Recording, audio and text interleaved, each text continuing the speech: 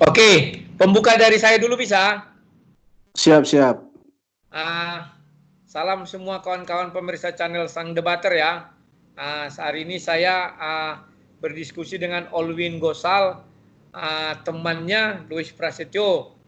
Kami judulnya diskusi loh ya, bukan ribut-ribut. Jangan kasih energi terhadap perbedaan seperti ini. Tujuannya Betul, betul. agar kalian semakin memperdalam ajaran Kristen itu yang pertama. Yang kedua, kayak saya ini kan menunggu kristolologi itu tidak muncul-muncul, geng. Masa aku harus bagaimana, ya kan? Daripada mengisi kekosongannya, saya berdiskusi dengan saudara Siman saya. Oke, sekarang kata pengantar dari Owen dulu. Ya, shalom semua. Dari saya, Olwin.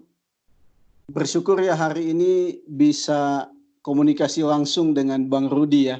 Selama ini hanya tahu, lihat channelnya. Tapi seperti tadi, saya pikir diskusi-diskusi teologis itu sangat penting untuk memurnikan ajaran iman kita, mengokohkan iman kita. Jadi bukan untuk kita saling menjatuhkan, bukan saling menyudutkan. Apalagi mungkin ada seorang yang anggap, oh dia lebih hebat dari yang lain. Bukan. Jadi mungkin netizen-netizen semua yang menyaksikan diskusi ini, mari kita memandangnya sebagai positif, supaya kita punya pengetahuan yang benar. Ya mungkin itu dari saya. Oke, silakan. Kita masih membahas apa ini? Tentang Yudas, tentang Taman Eden atau perpuluhan? Yang mana? Saya pikir mungkin untuk hari ini tentang Yudas dulu ya Bang ya. Oke, silakan. Apa yang mau Iya. dimulai? Silakan. Jadi kalau punya pandangannya Abang Rudi ini kan sudah banyak yang tahu ya. Sudah banyak yang dengar, bahkan saya lihat kayaknya tadi sudah yang ke-12 ya. Berarti saya ke-13 ini. Bukan, sudah ke-14 malah barusan ini ada lagi. Oh gitu ya, sudah ke-14. Artinya bahwa orang-orang yang menyaksikan video sudah mengerti dengan dalam lah ya, maksudnya pemahamannya Bang Rudi bahwa Yudas itu masuk atau dia binasa gitu ya. Karena itu dalam kesempatan ini apakah bisa, maksudnya saya dulu yang menjelaskan paham saya, nanti di akhir mungkin kita baru bertukar pikiran begitu maksudnya. Boleh, silakan. Iya, takutnya kalau terpotong orang nggak menangkap maksud saya secara utuh gitu. Ya, silakan. Iya. Jadi pertama kan saya lihat ada dua ya. Ada dua dalil atau yang disampaikan Bang Rudi berkaitan dengan Yudas ini pasti masuk surga. Yang pertama itu Matius 19 ayat 28 sama Lukas 22 ayat 28 ya Bang ya. 30, Lukas 22 ayat 30. 2 ayat 30. Ya. Nah, ketika saya dalami bagian ini ada 3 kata yang saya coba dalami ya.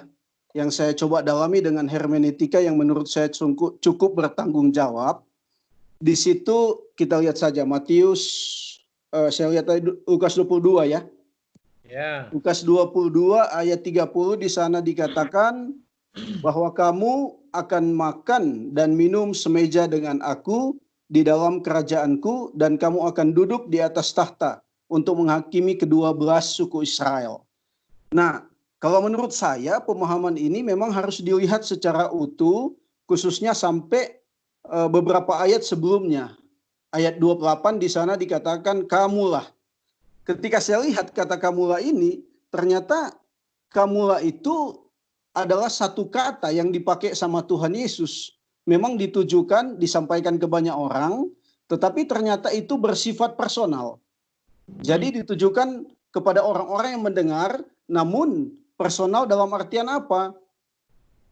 Di situ ada kata yang dikatakan tetap tinggal. Jadi kamulah yang tetap tinggal. Apa maksudnya? Tetap tinggal itu berarti kalau saya lihat di dalam grammarnya itu, tetap tinggal itu dia pakai having remained ya. Dalam bahasa Inggris itu having remained berarti kata kerja dia pakai perfect, partisip sama aktif. Artinya kalau perfect itu sesuatu yang sudah terjadi, sesuatu yang sudah di masa lalu, baru dia pakai juga kata aktif, artinya sesuatu yang nanti continue berjalan. Karena itu di dalam bahasa Inggrisnya dia pakai continue, artinya sesuatu yang tidak mungkin putus. Nah, kalau kita lihat tetap tinggal ini juga sama artinya dengan ketika Tuhan Yesus bilang barang siapa tinggal di dalam firman-Ku, gitu. Itu yang di Yohanes ya. Itu berarti tetap tinggal itu stay, tetap gitu. Nggak mungkin dia berubah, tidak mungkin dia putus. Karena itu kalau kita lihat tetap tinggal itu berarti sesuatu yang akan terjadi terus-menerus, dan terus-menerus itu apa yang akan terjadi? Orang yang tetap tinggal di dalam pencobaan bersama dengan Yesus. Gitu. Bersama dengan Yesus, pencobaan Tuhan Yesus kan belum selesai ya. Yesus berakhir penderitaannya di atas kayu salib, itu barulah berakhir. Dan bahkan juga dikatakan orang yang tetap tinggal atau telah mengikut Tuhan Yesus. Kalau di dalam Matius pasal 19 ayat 28 ya, berarti memang orang yang stay terus, secara terus-menerus tinggal bersama dengan Tuhan Yesus atau mengasihi Tuhan. Bahkan juga kalau di situ dikatakan orang, kamu itu berarti kepunyaan Yesus yang berarti dipimpin oleh Yesus gitu. Kepunyaan itu berarti kan bahwa Yesus yang benar-benar hadir, tinggal di dalam hidupnya, benar-benar mengontrol, menyertai dia, memimpin dia. Nah, kalau berkaitan dengan kata ini digunakan ke Yudas, ini menurut saya ini sama sekali tidak cocok. Karena apa? Yudas itu di Lukas 22 ayat 3 dikatakan dia dimasuki. Kalau di dalam Yohanes dikatakan dia kerasukan. Itu kalau kita lihat itu berarti benar-benar iblis yang mengendalikan, mengontrol, dia artinya bahwa tidak mungkin ada Tuhan di dalam hidupnya. Dan kita harus tahu bahwa setiap orang yang diselamatkan, setiap orang yang diampuni dosanya berarti ada Tuhan di dalam hidupnya. Gitu. Nah, haleluya. Jadi nggak mungkin gitu menurut saya, karena jelas bahwa Yudas juga mengakhiri hidupnya sebelum Yesus mati di kayu salib. Jadi kan kalau kita lihat Yudas, dia tahu bahwa Yesus akan dijatuhi hukuman mati, barulah dia menyesal, baru dia pergi menggantungkan dirinya. Padahal sementara itu Yesus akan mengalami penyiksaan yang begitu luar biasa. Artinya dia nggak mengikut Yesus, dia tidak hadir dalam pencobaan yang Yesus alami. Itu yang pertama kalau kita lihat. Nah, saya ambil contoh ya. Ketika Yesus katakan kamulah yang tetap tinggal bersama dengan aku, ini sepertinya kalau kita mau analogikan, seperti ada seorang guru yang mengatakan kepada murid-muridnya, kamu yang memiliki atau akan mendapat nilai yang baik, dialah yang akan mendapat hadiah. Memang kamu itu ditujukan kepada semua, tetapi apakah mereka akan mendapat hadiah semua? Kan jelas bahwa mereka yang hanya akan mendapat nilai baik ya. Jadi sebenarnya analogi ini bisa dipakai seperti yang dikatakan Yesus, kamulah yang akan tetap tinggal bersamaku, dan ayat 30 bahwa kamu akan makan dan minum. Jadi bukan serta-merta bahwa siapa yang ada di tempatnya Yesus berbicara saat itu mereka juga pasti masuk ke dalam kerajaan surga. Tidak, menurut saya. Nah, itu yang pertama sih. Jadi berbeda dengan Petrus. Kalau Petrus sudah jelas di pasal 22 ayat 32, Bang. Pasal 22 ayat 32 di situ, tetapi aku telah berdoa untuk engkau supaya imanmu jangan gugur, dan engkau jika engkau sudah insaf kuatkanlah saudara-saudaramu. Jadi memang bagi saya Petrus itu memang sudah didoakan sama Tuhan Yesus. Memang Tuhan Yesus yang pelihara imannya, memang Tuhan Yesus yang mengokohkan imannya meskipun sempat dia mengalami goncangan, tetapi dikatakan jika engkau insaf, berarti memang Tuhan sudah berkata suatu saat dia akan mengalami pertobatan, dia akan mengalami pemulihan. Terus mana argumenmu yang mengatakan Yudas masuk neraka ya, pada bagian mana? Ya ini saya jelaskan secara umum dulu. Jadi kalau memang dikatakan kamulah, itu kata kamulah itu memang menunjuk kepada murid-murid tapi secara personal. Ya. Tetapi kan Yudas tidak sampai pada penderitaan Yesus sampai akhir, tidak ya. Tetapi kalau Petrus, Tuhan Yesus sudah berdoa kepada dia. Gitu. Jadi kata kamulah itu. Jadi Yudas tidak masuk surga itu di mana? Kita udah panjang lebar cerita nih. Belum ada kulihat titiknya Yudas tak masuk surga. Tak Gini masuk Bang, surga. maksudnya Yudas tidak masuk surga karena Tuhan Yesus berkata kepada murid-muridnya, tapi secara personal kepada setiap orang yang sampai akhir hidupnya mengikuti Yesus dalam penderitaan dan pencobaannya. Itu menurut saya. Ayat berapa itu tadi? 25 ya? 28. 28. Nah, mana lebih dahulu, mana yang lebih terakhir diucapkan? Ayat 28 atau ayat 30? Ayat 30, tapi kan itu berentetan. Berarti dia nggak berlaku surut ya? Maksudnya? Hukum kan nggak bisa berlaku mundur. Misalnya diucapkan ayat 30, itu maju ke depan kan? Begini, jadi sebenarnya yang ayat 28 itu sebagai satu perjalanan hidup seseorang sampai ke ayat 30. Oke. Gitu. Jadi nggak bisa putus atau kita copot saja sampai 30 gitu. Itu maksud saya. Sebenarnya saya sudah malas membahas ini. Karena sampai sekarang tak ada satu ayat pun yang bisa disuguhkan orang yang menentang pernyataan saya bahwa Yudas ke neraka. Tak ada satupun.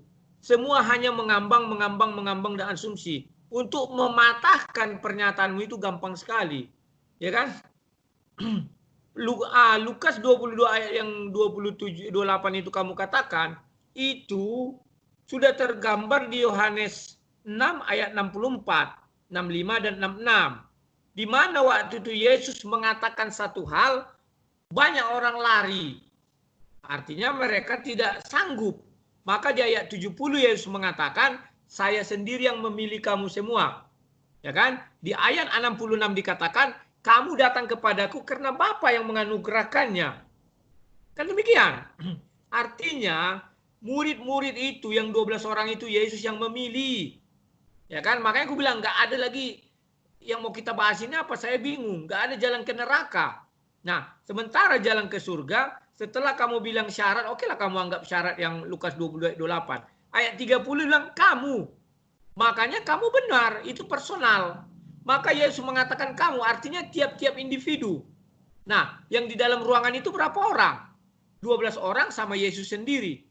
Kan demikian. Tak ada orang lain. Atau ada yang muncul kepalanya dari sisi-sisi yang lain. Kita nggak tahu. Ada munculnya termasuklah dia kamu. Kan tidak. Tidak bisa demikian. Nah, sampai saat bentar Bang.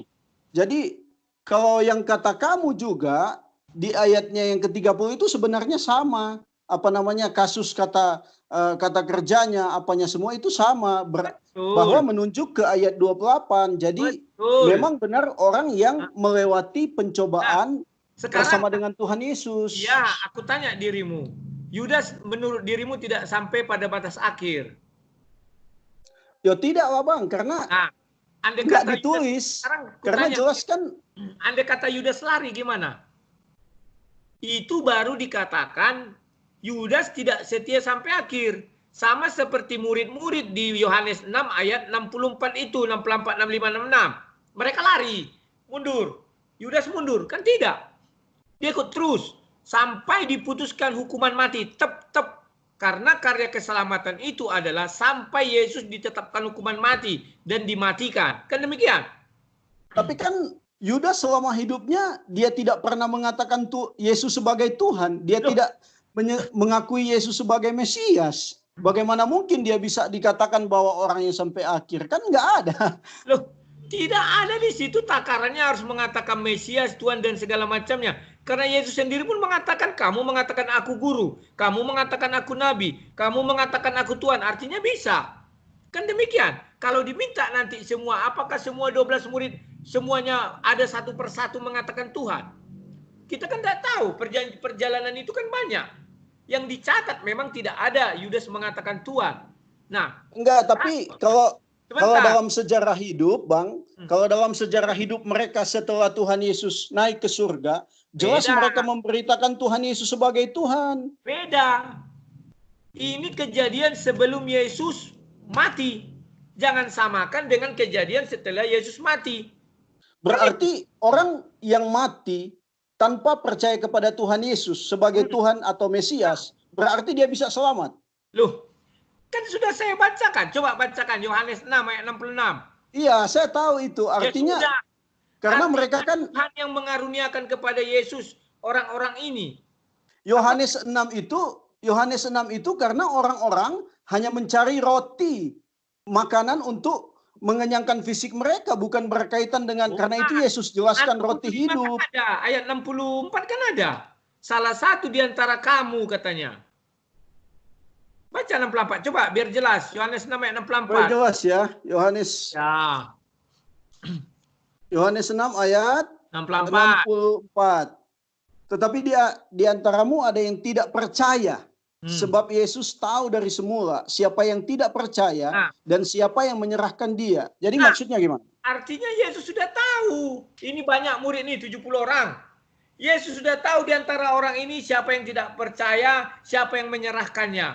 Begitu berarti ini kan termasuk Yudas kan? Dia memang tidak percaya. Memang iya, karena Yesus yang memilih. Sebentar, setelah itu orang-orang ini diucapkan itu, lari semua. Lari 70. Kenapa? Orang itu tidak mau mengambil peran itu. Bukan aku ya Tuhan, bukan aku, lari semua. Tapi Yudas tetap ikut dia. Nah, sebentar. Lalu kamu mengatakan Petrus, ya kan? Petrus itu didoakan Yesus betul. Makanya aku bilang ingat urutan. Dia tidak berlaku surut. Setelah dia didoakan, apa yang terjadi? Dia petetang-peteteng kan? Enggak Tuhan, aku akan ikut engkau katanya. Baru masuk ayat 38. Tidak berikutnya kan? Tidak Yuda apa Petrus, kamu sebelum ayam berkokok akan menyangkal aku 3 kali. Oh tidak Tuhan, ke penjara kamu aku ikut katanya kan. Nah, Yudas ini contoh orang yang dinubuatkan tidak melawan. Petrus contoh orang yang dinubuatkan dan melawan. Apa perlawanan Petrus? Kan sudah jelas. Sebelum ayam berkokok 3 kali kamu akan menyangkal aku katanya. Maka Petrus berusaha untuk melawan nubuatan itu. Firman Tuhan itu. Dia menghindar sama Yesus agar tidak menyangkal Yesus. Apa bisa? Kan tidak. Akhirnya dia menyangkal. Nah, dosa Petrus adalah dosa yang paling besar. Hari itu juga nama Petrus sudah dicoret dari kerajaan sorga. Kan itu. Matius 10 ayat 33. Siapa menyangkal aku di depan manusia, maka aku akan menyangkal dia di depan Bapa. Selesai. Nah sekarang, alasan saya yang paling kuat, 12 tata itu dihuni oleh murid Yesus. Siapa pengganti Yudas? Kalau memang kalian bilang tidak masuk surga dia. Siapa pengganti Yudas? Ini yang saya mau jawab ini. Nah, bagus. Oke. Ini yang saya tunggu-tunggu. Kita lihat ya, Kisah Para Rasul ya. Ya, 1 ayat 25. Kisah Para Rasul pasal 1 ayat 15 ya, sampai ayat yang ke-26.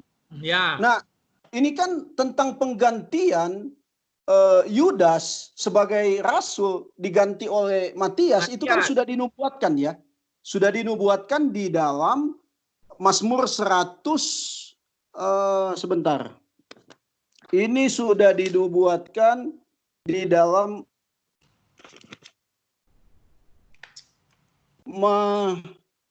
Mazmur 109 ayatnya yang ke berapa itu? Mana catatan saya?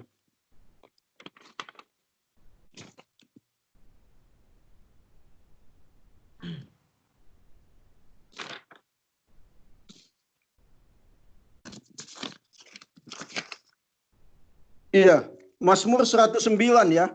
Jelas di sana sudah ditulis bahwa sesuai dengan di ayat 20, sebab ada tertulis dalam kitab Mazmur, biarlah perkemahannya menjadi sunyi dan biarlah tidak ada penghuni di dalamnya dan biarlah jabatannya diambil orang lain. Jadi saya pikir jelas sih nubuat tentang Yudas ini bahwa jabatannya akan diambil daripadanya, tapi ayat 20 ayat 25 jabatan 25 Kisah Para Rasul 25 untuk menerima jabatan pelayan yaitu kerasulan yang ditinggalkan Yudas yang telah jatuh ke tempat yang wajar baginya. Jadi jabatannya sebagai rasul sudah digantikan. Berarti hak-haknya juga sebagai rasul ya pasti nggak ada lah. Diambil dong. Coba baca Lukas 22 ayat 30 tadi. Apa jabatannya? Coba. Ya itu kan tadi hanya untuk menerima Ada menerima jabatan untuk itu. bersama. Bukan, ada jabatan. Lukas 22 ayat 30. Lukas 22 ayat 30. Bahwa kamu akan makan dan minum semeja dengan aku di dalam kerajaanku, dan kamu akan duduk di atas tahta untuk menghakimi ke-12. Berarti jabatannya apa? Pelayan atau hakim? Tapi gini Bang, maksudnya ketika kerasulannya itu diambil dari dia, apakah haknya itu masih kepada dia? Pasti enggak dong. Contoh, saya kasih contoh ya Bang ya. Hak di dunia, hak kerasulan itu di dunia. Betul, dia menjadi pelayan, jadi pelayan orang, jadi penginjil. Tetapi hak di sorga, jabatannya apa? Hakim. Hakim tidak sama dengan pelayan. Bedakan. Tidak satu ayat pun mencabut hal ini. Bahkan Rasul Paulus yang didatangi langsung Yesus tidak pernah dijanjikan kepada Rasul Paulus, kamu akan duduk di tata kerajaan surga. Nggak pernah. Apalagi Matias yang hanya dipilih. Bukan Yesus langsung datang ke situ. Paulus langsung Yesus datang loh ke hadapan Paulus. Gini Bang, kita harus tahu bahwa ayat 16 sudah jelas. Haruslah genap nas kitab suci yang disampaikan Roh Kudus. Iya, apa natsnya? Bacakan, natsnya itu apa? Ya, nasnya itu kan tentang penggantian, bahwa jabatannya itu akan diambil dari dia. Pelayanan. Itulah hebatnya Bibel. Ditulis nama jabatannya pelayanan, tidak hakim. Loh, tapi kan kerasulan. Loh, iya. Jabatan, ketika orang punya satu jabatan berarti hak-haknya melekat ke dia dong. Bedakan pelayanan, rasul pelayanan dan rasul jadi hakim. Bedakan. Tidak sama pelayan dengan hakim. Bedakan. Iya, tapi harus ingat bahwa dia punya jabatan kerasulan, tapi sudah diganti. Berarti, contoh, saya kasih contoh ini Bang. Seseorang adalah kepala sekolah, dari dinas ditunjuk. Berarti ada hak-hak yang mengikuti dia, punya rumah atau punya apa, contoh. Betul. Tapi penghargaan presiden tidak bisa diterima, apa itu kepala sekolah itu. Misalnya kepala sekolah itu dapat penghargaan dari presiden. Diganti dia. Dia hanya bisa jadi kepala sekolah. Penghargaan presiden tidak bisa diambil dia. Karena nama dia tidak terdaftar di Istana Negara. Begini maksud saya Bang, jadi ketika dia menduduki satu jabatan, berarti hak-hak itu mengikuti dia. Tetapi ketika jabatan itu diambil dari dia, berarti hak-hak juga yang melekat kepadanya, yang nggak ada lagi. Nah, begini contoh sudah saya kasih. Semoga kamu memahami. Ini ada seorang kepala sekolah, didapat dia apa namanya itu penghargaan dari presiden. Kamu jemput tanggal 15 kan ya, rupanya dia diganti sebelum tanggal 15. Apa bisa kepala sekolah baru ini berangkat mengambil apa ini, penghargaan ini? Tak bisa. Siapa kau? Nama kau siapa? Udin. Tidak ada Udin. Yang ada di sini apa? Somad. Nah, nggak bisa. Paham ya? Loh kok ketawa? Itu kenyataan. Sudahlah, kalau kalian tidak punya dasar untuk menunjukkan siapa pengganti Yudas, sampai kiamat tidak terkalahkan kalian pernyataan. Tapi sebenarnya kalau kita lihat dasar-dasar ini sudah cukup. Karena gini, Yudas itu dia tidak mengikuti Tuhan Yesus dalam pencobaan sampai akhir. Ya udah. Bahkan juga dia nggak dikatakan percaya kepada Yesus. Dia nggak mengikuti Tuhan Yesus sampai akhir, nggak ada. Nah sekarang aku tanya, siapa pengganti Yudas di surga? Pengganti Yudas di surga ya jelas sama Matias sudah ditulis kok, dia memegang jabatan kerasulan. Memegang jabatan pelayanan. Jangan tambah-tambah. Iya, kerasulan loh. Ditulis di situ kerasulan. Rasul sebagai pelayan. Loh, berarti nggak melekat sama dia jabatan-jabatan itu, hak-haknya itu dong. Tidak. Karena sudah kamu yang memberi sendiri penjelasan. Contoh kepala sekolah. Kepala sekolah didatang presiden. Hai Usman atau hai siapa namanya? Joseph. Kamu dapat penghargaan Satya Wacana atau Satya apalah. Jemput tanggal 15. Ternyata tanggal 14 si Joseph udah mati. Atau tanggal 13. Diangkatlah nama si Edward. Bisa si Edward mengambil itu? Tak bisa. Karena itu adalah hak pribadi. Penghargaan pribadi karena apa dia. Sudah selesai. Oke lah yang itu ya. Selanjutnya ya Bang. Karena itu tadi saya bilang saya jelaskan dulu, paham saya panjang ini. Jadi yang kedua. Panjang. Karena kalau panjang-panjang mutar di situ. Karena itu saya persingkat. Karena itu saya persingkat. Yang kedua, siapa pengganti Yudas di sorga? Persingkat. Yang kedua, saya mau jelaskan dulu Bang, bahwa Yudas itu dikatakan dia akan celaka. Celaka itu, dimaksud celaka itu sengsara atau kutukan. Kalau dalam bahasa Inggris, wow itu. Memang itu jelas bahwa dia dikutuk, mengalami kesengsaraan. Dia menderita hati, itu kesengsaraan dia. Ketika iblis keluar dari diri dia, maka dia tahu Yesus dihukum mati, maka dia menyesal semenyesal-nyesal. Itu penderitaannya. Terus apa lagi? Kapan dikatakan iblis keluar dari Yudas? Loh, kalau iblis masih di dalam Yudas, iblis masuk ke dalam Yudas, sudah kamu baca ayatnya. Ya. Kalau iblis di dalam Yudas, maka iblis bersorak-sorai, hore, Yesus sudah mati. Buktinya Yudas tak bersorak-sorai. Dia menyesal. Mana ada iblis menyesal? Penyesalannya itu berakhir dengan mengakhiri hidupnya. Baca Matius 26 ayat 24. Coba. Biar kalian paham itu bagaimana berapologet. Enggak, sudah jelas sih sebenarnya tadi. Mana yang jelas? Baca Matius 26 ayat 24. 26 ayat 24. Kenapa Yudas bunuh diri? Biar kalian paham kenapa Yudas bunuh diri.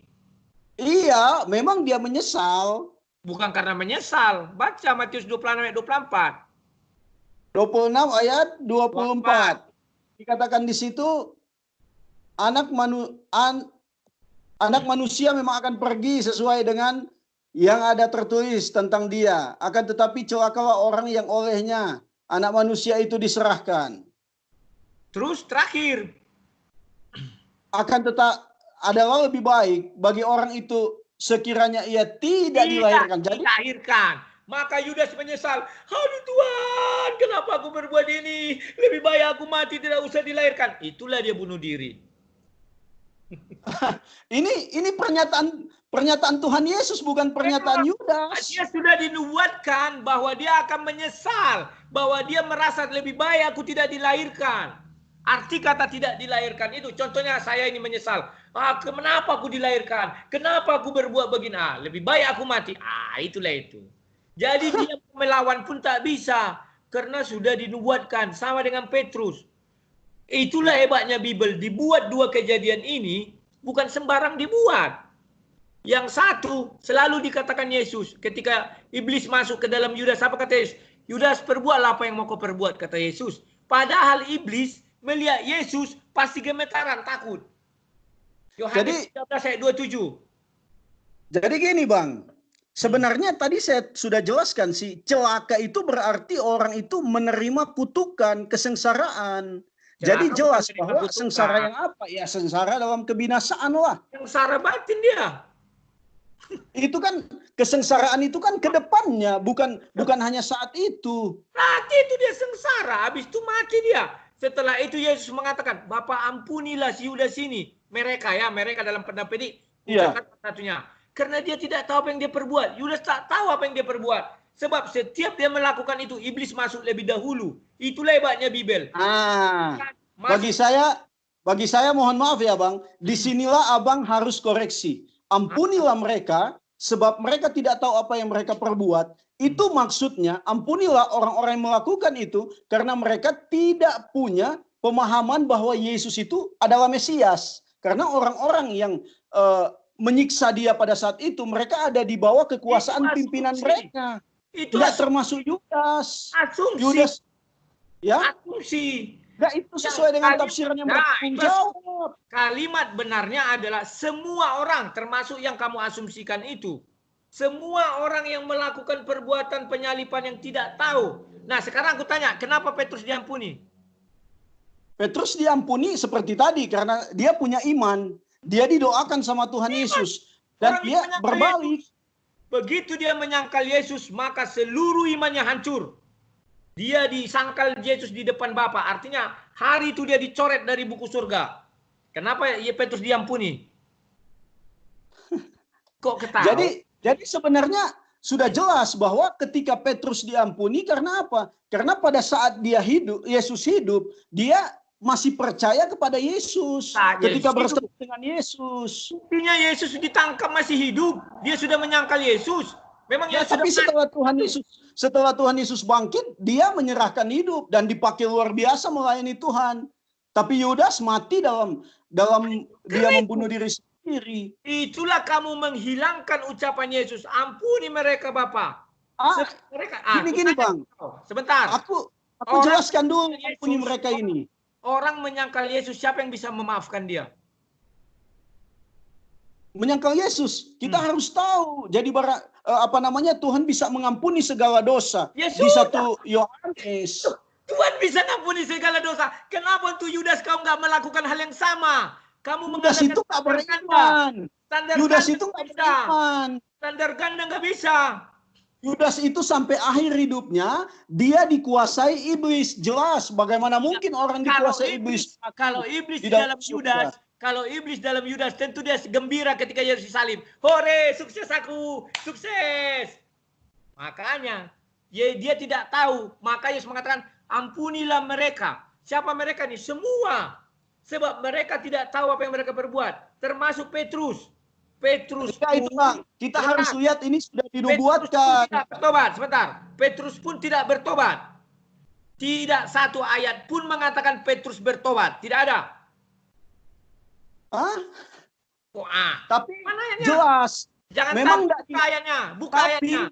Tapi pada waktu Tuhan Yesus bangkit, dia masih percaya kepada Tuhan Yesus, hidupnya dipulihkan. Apakah engkau mengasihiku? Karena sudah Yesus mengampuni, Bapa ampuni mereka. Andai kata Yesus tidak mengatakan itu, Petrus sudah diusir, ditengking. Ingat tak Petrus yang ditengking? Nyalain kau iblis, katanya. Petrus yang dibilang iblis. Ditengking Yesus cuma Petrus. Maksudnya pemikirannya itu adalah pemikiran iblis, bukan memang Petrus yang iblis. Memang iya, Judas pun bukan iblis. Tapi harus iblis. Gini, yang mengenai ampunilah mereka itu sudah dinubuatkan dari Mazmur pasal 22. Kalau mau Abang lihat, bisa lihat bahwa Mazmur pasal 22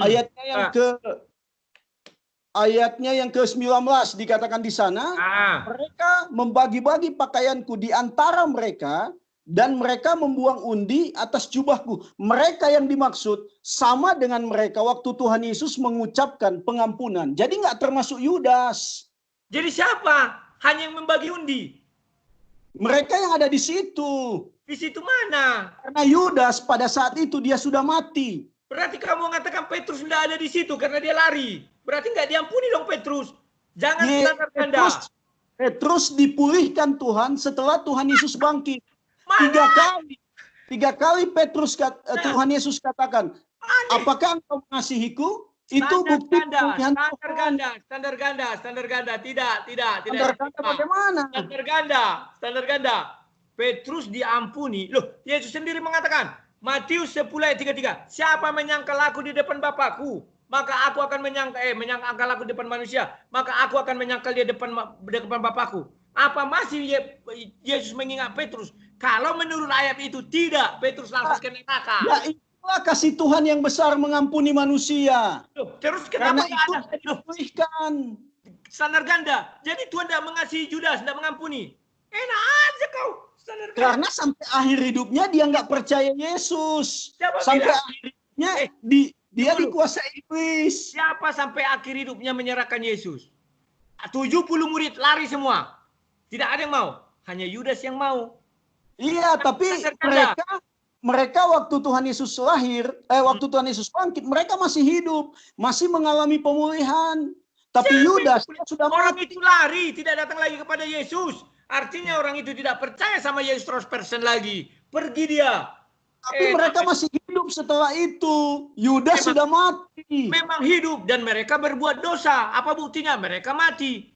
Mati artinya berbuat dosa. Sementara Yudas berbuat dosa, diampuni dan tidak ada lagi buat dosa. Sementara Petrus, dia berbuat dosa, diampuni dan mati artinya ada dosa juga melekat. Jangan sembarangan.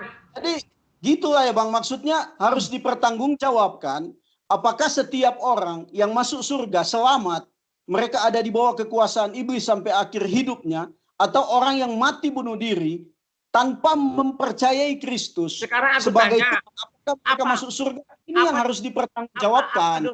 Apa dosa orang bunuh diri itu? Apa dosa orang bunuh diri? Saya nggak mengatakan orang bunuh diri. Saya bukan lebih ke arah sana, tapi saya lebih kepada dia Ya, apa tidak dosanya? punya Kristus dalam hidup dan Dosa. sampai akhirnya dia bunuh diri. Nah, itu retorika. Dosa bunuh diri itu adalah menghilangkan nyawa. Kan demikian? Ya, jelas. Nah, sementara apa dosa orang membunuh? Maksudnya? Ya sama-sama dosa dong. Ya sudah, dosa kan? Sama-sama menghilangkan nyawa. Nah, Ya maksudnya kan abang ini mau mengarah ke Paulus kan? iya, Paulus dia Paulus masih membantai mengalami berapa banyak orang? pertobatan. Paulus membantai berapa banyak orang? Dia masih mengalami pertobatan. Diri. Tuhan Yesus masih datang kepada dia untuk pulihkan hidupnya. Yudas tidak. Yudas, Bapak ampunilah mereka. Terus sudah dijanjikan surga. Itu untuk Yudas. Sudah dinubuatkan dalam Mazmur 22 ayatnya yang ke-2. Ya, apa dinubuatkan? Gak ada. Mana ada dibuatkan mengampuni? Mazmur, baca dulu Mazmur kau tuh. Biar ku dengar dulu. Apa dibuat? Tadi saya sudah baca. Baca enggak apa-apa. Maha atuh iki ya. Ruangannya ketutup. Jangan standar ganda dong. Oke. Mazmur 22 sudah 2 kali saya baca ini, Bah. Baca nggak apa-apa. Mereka membagi-bagikan pakaianku di antara mereka. Mereka ini dan mereka membuang undi atas jubahku. Itu sama penggunaannya dengan gimana itu diampuni? Kan tidak ada dibilang diampuni. Kalimat mengampuninya mana? Terus baca ayat selanjutnya. Mana diampuni? Memang tidak ada dikatakan di sini mengampuni, tetapi ini mengarah kepada ayat itu. Tidak bisa begitu kalau kita berapologet. Kamu membilang mereka diampuni, mana ampuni? Tak ada Itu kalimatnya, sudah kamu baca. Ini, Bang. Sudah kamu baca yang ketiga kali kan? Mana di Markus tadi, di Mazmur itu, coba mana diampuni? Bukan, kita harus mengarah kepada kata mereka. Mereka itu kepada siapa? Enggak termasuk Yudas, tapi orang-orang yang menyalibkan Yesus pada saat itu. Loh, kok kamu bisa mengesempitkan segitu sih? Sekarang memang begitu kalau kita lihat dari Petrus kapan diampuni? bahasanya. Petrus kapan diampuni? Dan juga kita harus tahu bahwa Yudas itu dia punya pengetahuan tentang Yesus yang adalah Mesias. Jadi ini memang nggak menunjuk kepada dia. Kok nggak kepada? Ya sudah nggak kepada dia. Memang aku bilang nggak kepada dia. Terus siapa yang ngampuni Petrus? Ya Tuhan Yesus ya jelas. Apakah engkau mengasihiku? Itulah kau standar ganda. Demi untuk membenarkan pernyataanmu. Enggak, Bang. Ini Alkitab yang mengatakan bahwa sampai Alkitab mengatakan terus. Alkitab mengatakan, Bapa ampunilah mereka sebab mereka tidak tahu apa yang mereka perbuat. Yudas tidak tahu apa yang dia perbuat. Petrus malah. Yang tidak tahu apa yang mereka perbuat bukan berarti mereka robot. Tetapi yang dimaksud prajurit saat itu mereka tidak punya pemahaman bahwa Yesus itu benar-benar Mesias. Berarti mereka robot? Bukan, salah. Maksud saya mereka sama sekali bukan robot. Dan mereka sama sekali tidak mengerti bahwa Yesus itu Mesias. Karena itu mereka sama sekali nggak tahu. Ampunilah mereka, itu terarah kepada mereka. Tidak ada urusan Mesias di situ. Mereka semua tidak tahu siapa yang mereka korbankan. Dan mereka tidak tahu apa yang mereka lakukan. Yudas nggak tahu siapa yang mereka korbankan. Tidak tahu. Dia tahu lah, dia ikut Tuhan Yesus selama hidupnya. Setiap dia mau melakukan kejahatan itu, iblis masuk dulu. Ayatnya sudah ada. Gimana sih? Memang benar. Karena itu saya bilang, memang kalau Yudas sudah benar, tidak ada iblis. kata tapi. Kalau sudah benar, tidak ada tapi. Bahwa iblis masuk ke dalam diri dia nggak tahu apa-apa. Setiap dia melakukan itu 2 kali masuk iblis. Berarti sampai hari ini ya, kita tarik ke hari ini. Kalau Alkitab ini relevan ya, saya mau bilang, apakah sampai hari ini orang yang sampai akhir hidupnya atau hidupnya dikuasai iblis nggak pernah berkata insaf atau nggak pernah bertobat, apakah mereka selamat? Kan tidak. Harus makanya lihat konteks. Jangan kau pukul rata sampai hari ini. Hari ini siapa yang mau melaksanakan misi pembebasan? Tak ada. Siapa yang mau melaksanakan visi penebusan? Tak ada. Konteks. Yudas itu misinya adalah bagian dari misi penebusan dosa manusia. Kalau hari ini ada yang bunuh diri, siapa yang ngampuni? Tak ada. Misi apa yang dilakukan dia? Hanya misi bunuh diri. Oke lah Bang, makasih Oke, waktunya ya. Saya pikir Oke. cukup lah. Jadi Oke. cara orang-orang yang mendengar video ini bisa teredukasi lah, biar mereka Ya, yang menilai sip. sendiri. Oke, Thank you, Bang. sama-sama. Nanti suatu saat bisa lanjut lagi ya. Terima Ya, kasih sip. banyak. Masih ada 2 lagi tuh, perpuluhan sama itu ya. Sama Neden. Oh, kalau Taman Eden nanti kita lanjut. Kalau perpuluhan mah itu kita tidak itu. Oke, Siap. sip. Oke ya. Yuk, Oke, Bang. makasih. Tuhan Yesus memberkati. Shalom.